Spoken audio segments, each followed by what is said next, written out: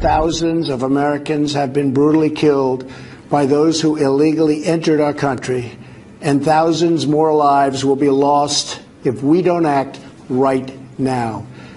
This is a humanitarian crisis, a crisis of the heart and a crisis of the soul. Imagine if it was your child, your husband, or your wife whose life was so cruelly shattered and totally broken.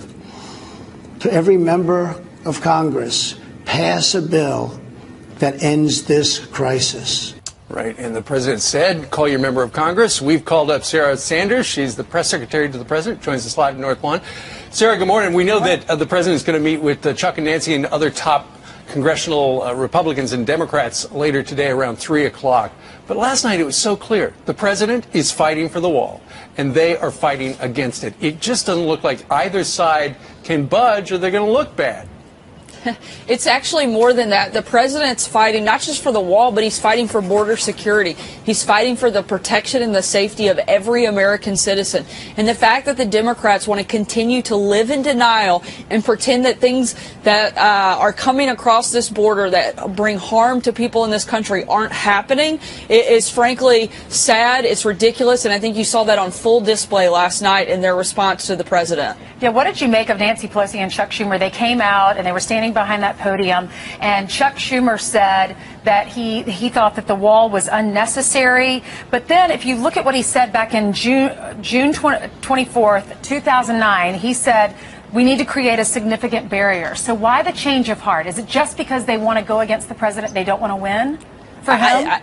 I can't find a single other reason other than that they want to fight this president on every single thing. They care more about playing politics than they do about protecting Americans. I think what we saw last night was frankly pathetic excuse. If this is the face and the future of the Democrat Party, I think things are looking really good for Republicans. But what our focus here is making sure that we get border security. We've laid out a very clear proposal. In fact, in that proposal, we listed things that the Democrats wanted us to do, demonstrating our willingness to work together with Democrats. They said they didn't want a concrete wall, so we made it a steel barrier. They requested specific types of technology to be included at ports of entry. We put that in our proposal. We have shown our willingness to work with them. Now they have to show that they're willing to do their jobs and do something other than fight this president. Sarah, do you get the sense that Friday the president's looking at as a real deadline? Because that'll be the second time people miss their paychecks,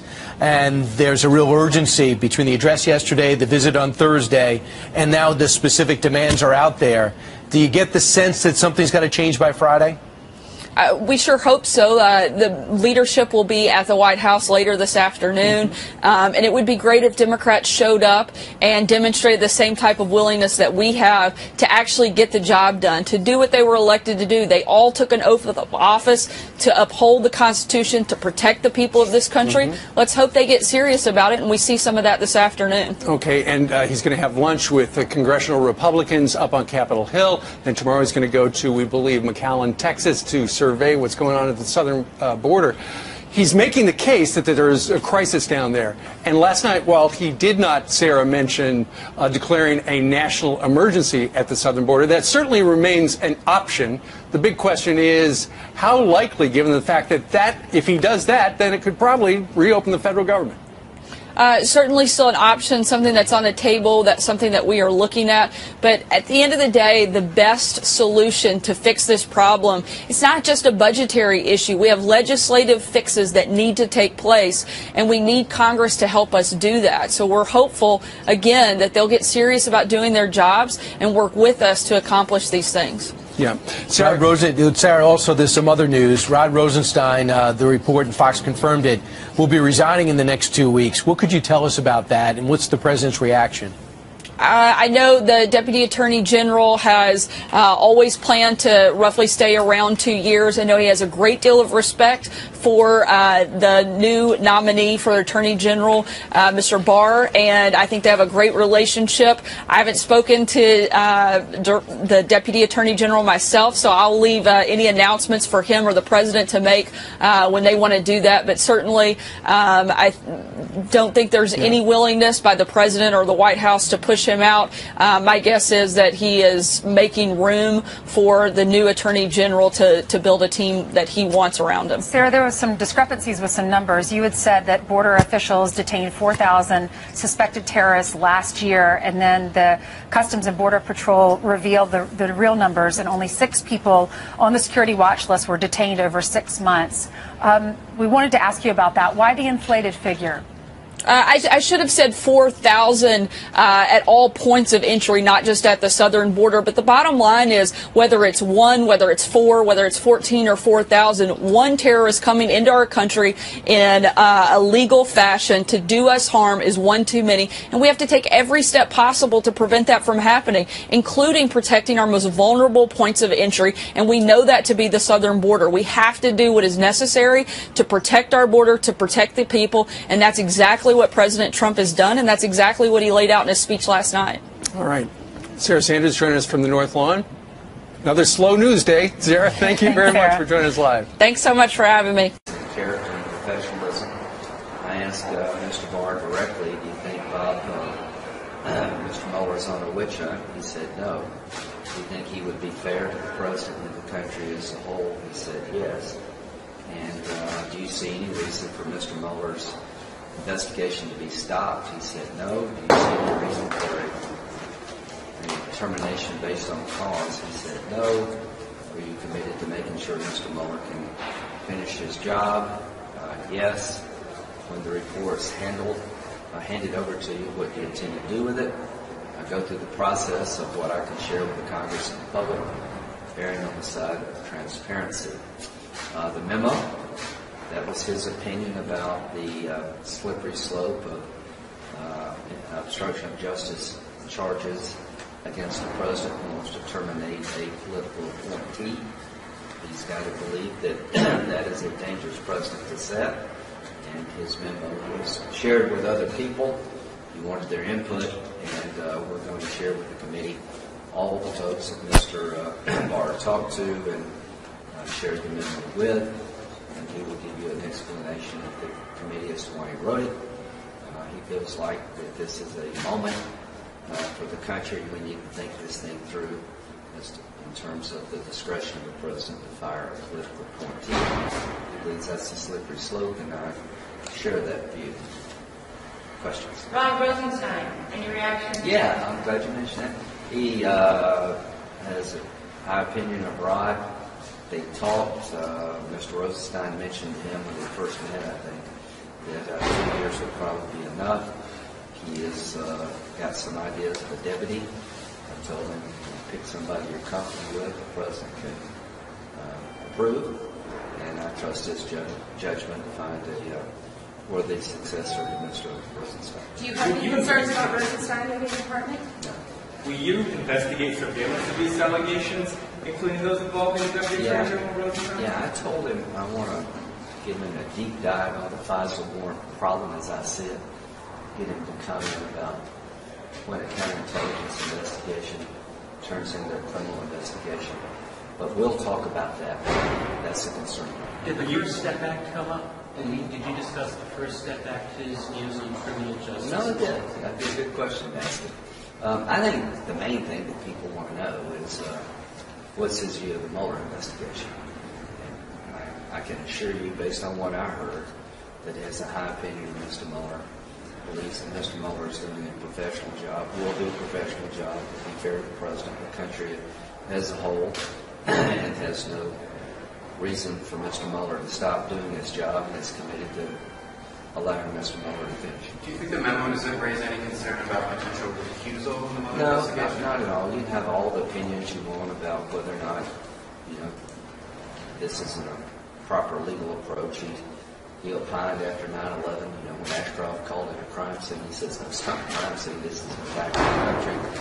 So he very much cares about the law and the Department of Justice, and he's got some concerns about turning a firing of a political appointee into an obstruction of justice case, and I share those concerns.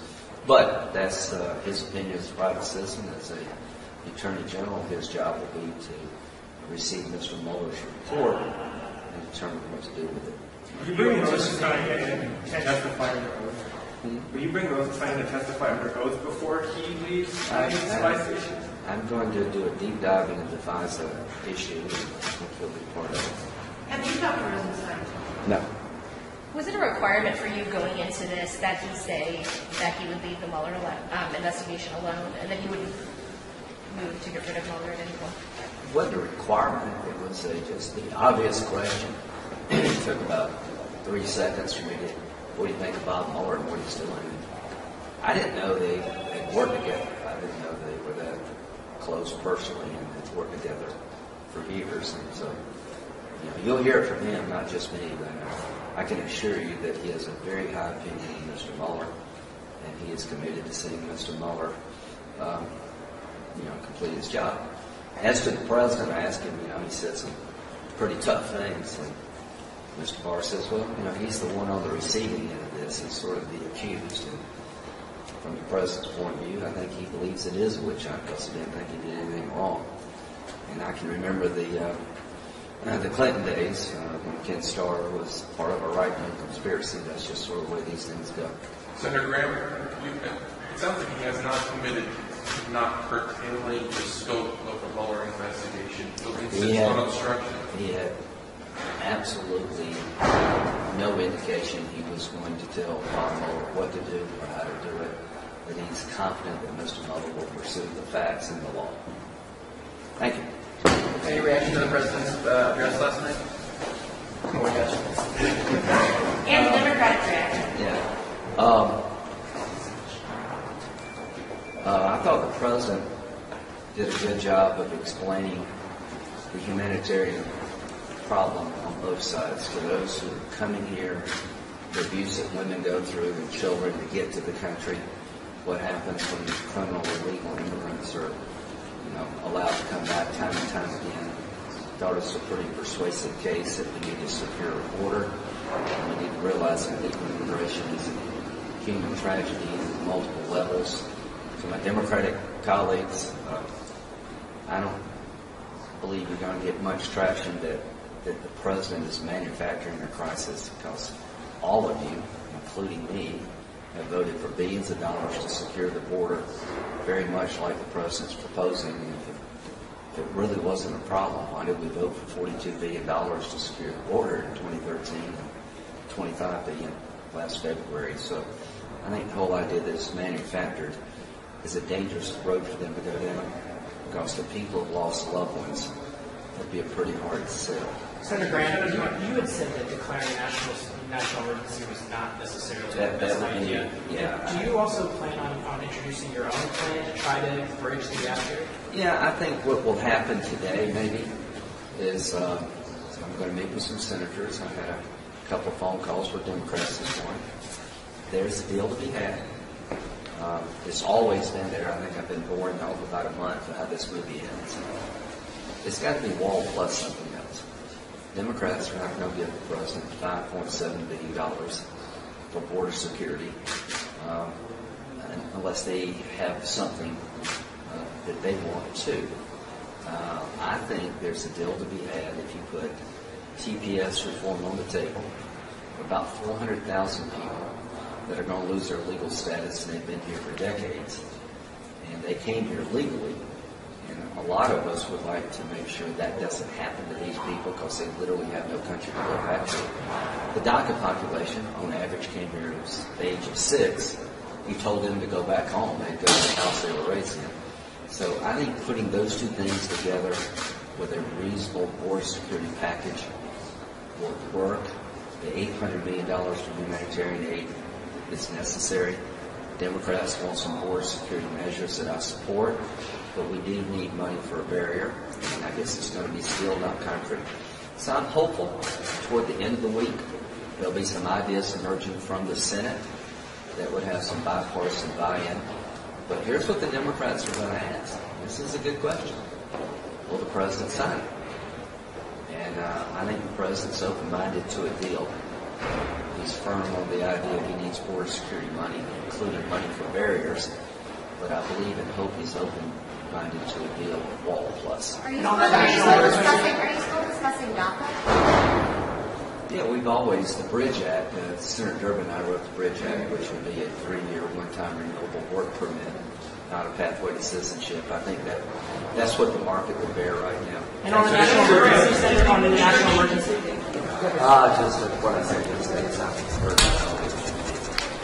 if nothing else, it's just a last resort. I hope we don't have to do that. Senator Graham, do you know the administration is going to renominate the judicial things that expired last Congress? We were talking about that tomorrow. I'll get back with you. Thank you.